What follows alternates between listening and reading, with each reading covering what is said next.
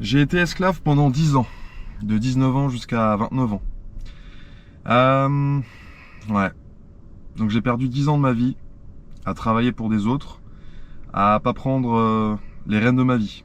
Et je vais pouvoir tout vous expliquer dans cette vidéo, et si je peux faire prendre conscience à certains que ils n'ont pas forcément la vie qu'ils méritent actuellement, ce serait une très grande réussite pour moi. À 19 ans, j'ai commencé, après avoir fini mes études, à travailler dans la restauration pendant 2 mois, où c'était vraiment ma première expérience de travail. Et je me suis vraiment rendu compte que déjà on était payé très très peu par rapport à l'effort fourni. Je détestais le fait d'être à la botte d'un patron qui était en plus de ça très désagréable et qui avait un style de management qui était vraiment horrible, c'est-à-dire qu'il parlait très très mal et ça se ressentait à travers la motivation de tous les employés. Suite à ça, donc je me suis fait virer bien évidemment parce que l'envie n'était pas là et je me sentais vraiment pas à mon aise dans cette entreprise.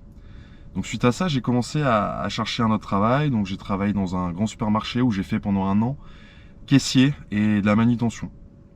Donc j'ai travaillé dans une espèce d'environnement qui était un peu très défavorable, où je me faisais clairement insulter par les clients.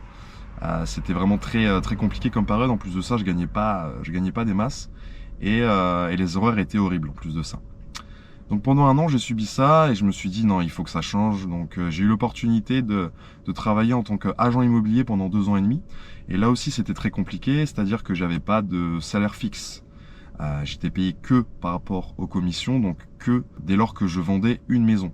Et à savoir que là, dans ce système-là, j'étais en portage salarial et dès que vous vendez une maison, en fait, vous êtes payé 3 mois, voire 4 mois après avoir vendu la maison.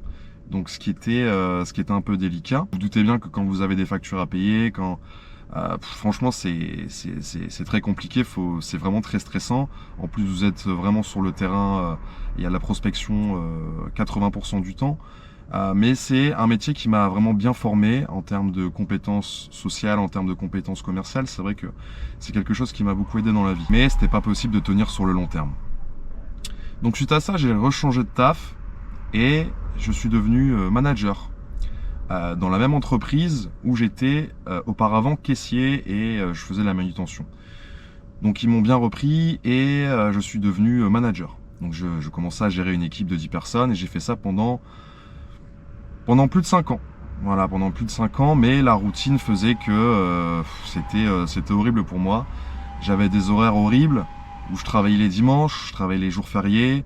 Je commençais à 7 h du matin. Des fois, je finissais très tard. Et on n'avait pas forcément la reconnaissance des patrons. Toujours insatisfait, toujours... voilà, ce que le travail qu'on fournissait n'était jamais assez bien. Et plusieurs fois où j'ai demandé des vacances, on me les a souvent refusées. Même une fois, je me souviens, j'avais pris des vacances pour partir au Japon. Et je me souviens que le chef de secteur m'avait refusé ces vacances alors que j'avais déjà payé mes billets d'avion. Et je vous avoue que c'était un petit peu compliqué, quoi. Donc j'ai vraiment une grosse prise de conscience par rapport au monde du travail. Et donc j'ai tout quitté. Je me suis dit allez, on n'a qu'une vie. J'ai quitté mon taf et je suis parti dès lors en Australie où j'ai vécu l'une de mes plus belles années, où j'ai vraiment ressenti ce que c'était que le vrai goût de la liberté. Alors forcément j'avais de l'argent de côté, tout ça, mais j'ai tout claqué. Voilà, j'ai tout claqué mon argent parce que je voulais profiter de l'expérience un maximum. Et donc j'ai dû retravailler en Australie. Parce que déjà l'Australie c'est un pays qui est très cher, très cher. En termes de coût de la vie, c'est vraiment pas donné. Donc je suis retourné dans le milieu du travail, donc dans la construction. Donc métier très dur, avec des horaires horribles aussi, un environnement de travail très compliqué, où vous travaillez avec des gens qui sortent de prison, des drogués. Vraiment le monde du travail, c'est quelque chose d'horrible quand vous travaillez dans un mauvais environnement. Mais bon, j'avais besoin d'argent à ce moment-là, donc j'ai serré les dents. Je suis parti, j'ai fait ça pendant 3 mois, et après j'ai commencé à faire Uber Eats. Donc là c'était un peu plus plaisant au début, parce que je travaillais pour moi, à n'importe quelle heure. Je pouvais vraiment choisir mes horaires et c'était plus agréable. J'ai fait ça pendant 3 mois, mais En fait, ça me déplaisait aussi parce que je travaillais 8 heures, voire 9 heures par jour, tous les jours, aucun jour de repos, et j'ai fait ça pendant 3 mois. Donc c'était vraiment horrible aussi au bout d'un moment. Et je me suis fait vraiment cette réflexion par rapport au monde du travail, je me dis mais j'ai pas du tout envie de rester dans cette sorte d'esclavagisme moderne juste pour avoir de l'argent. Et moi je veux pas avoir de l'argent juste pour avoir de l'argent. Moi je veux avoir de l'argent pour pouvoir me payer de la liberté. Pour moi c'est ça qui est le plus important. La liberté et le temps.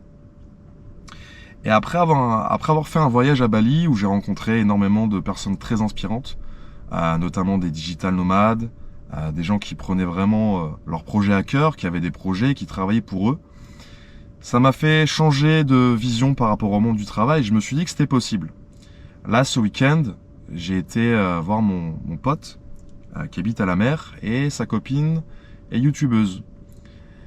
Et il y a une phrase qu'elle m'a dit qui résonne maintenant en moi et je trouve que c'est une phrase très, très intéressante. Elle m'a dit « Mais si moi je l'ai fait, toi tu peux le faire, je suis pas plus intelligente que toi. » Donc c'est vrai que ça laisse penser pas mal de choses, à savoir que en fait il suffit juste d'avoir de la discipline, d'avoir une motivation, de changer ses perspectives par rapport au monde du travail et de se lancer dans un projet qui est beaucoup plus motivant, plus galvanisant pour soi-même.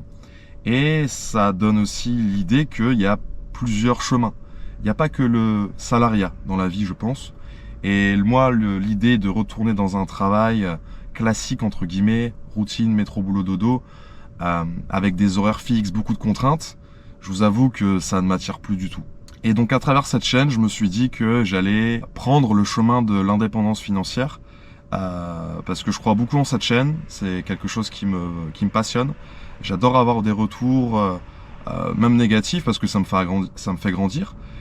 Mais en tout cas, j'adore créer, j'adore créer une communauté et surtout aller dans un chemin qui me plaît.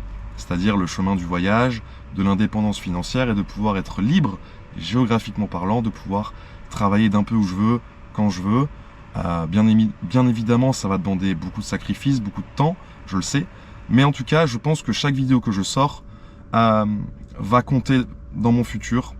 Elle va pas servir à rien parce que ça va aider des gens également. Ça va aider des gens à prendre conscience que eux aussi peuvent prendre ce chemin-là. Et à travers cette vidéo, voilà, je voulais juste me livrer, raconter un petit peu mon histoire et vous dire qu'en fait, il n'y a pas que le monde du salariat, en fait. Il n'y a pas que le salariat qui compte. Il y a aussi d'autres chemins et c'est en cette voie-là que j'ai envie de me donner à fond.